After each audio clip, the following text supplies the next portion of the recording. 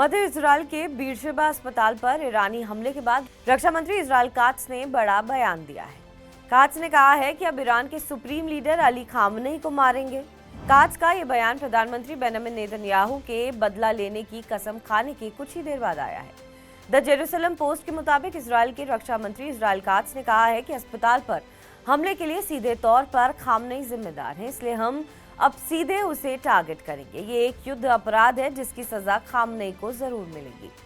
Israel के रक्षा मंत्री ने कहा है कि जिस तरीके से ईरान हाइपरसोनिक मिसाइलों का इस्तेमाल कर रहा है, उससे ये तय हो गया है कि वो अपनी हरकतों से बाज नहीं आने वाला है। हम अब नए तरीके से ईरान पर हमला करने जा रहे हैं। इजराइल कात्स ने आगे कहा कि हम अली खामनेई की सल्तनत को हिला देंगे, चाहे इसके लिए कुछ भी करना पड़े। हम इजराइल पर सभी संभावित हमले को खत्म करने की दिशा में काम कर रहे हैं। रक्षा मंत्री के बयान से ठीक पहले प्रधानमंत्री बेंजामिन नेतन्याहू ने एक बयान जारी किया था और कहा था कि ईरान को इसकी कीमत चुकानी पड़ेगी।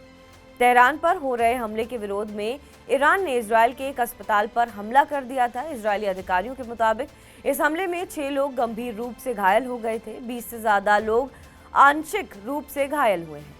ईरान के इस हमले में अस्पताल पूरी तरह से ध्वस्त हो गया है। ईरान का कहना है कि अस्पताल इजराइल डिफेंस फोर्स के कमांड एरिया में है, जिसके कारण इस पर अटैक किया गया है।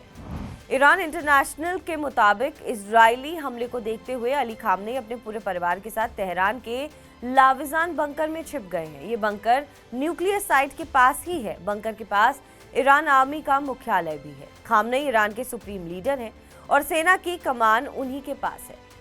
बुधवार को इजराइल हमले के विरोध में खामनेई ने बयान जारी किया था। खामनेई का कहना था कि हम अमेरिका के सामने सरेंडर नहीं करने वाले हैं। बता दें कि इजराइल ईरान संघर्ष गुरुवार को आक्रामक रूप से बढ़ गया है। इजराइल ने निकासी की चेतावनी जारी करने के कुछ घंटों बाद ही ईरान के अराक भारी जल रिएक्टर एक प्रमुख परमाणु स्थल पर हमला किया। ईरान ने भी मिसाइलों की बौछार की, जिनमें से एक दक्षिणी इजराइल के सबसे बड़े अस्पताल सोरोको मेडिकल सेंटर पर लगी। यह अस्पताल इजराइल के बड़े अस्पतालों में से एक है, जहां करीब 1000 बेड हैं।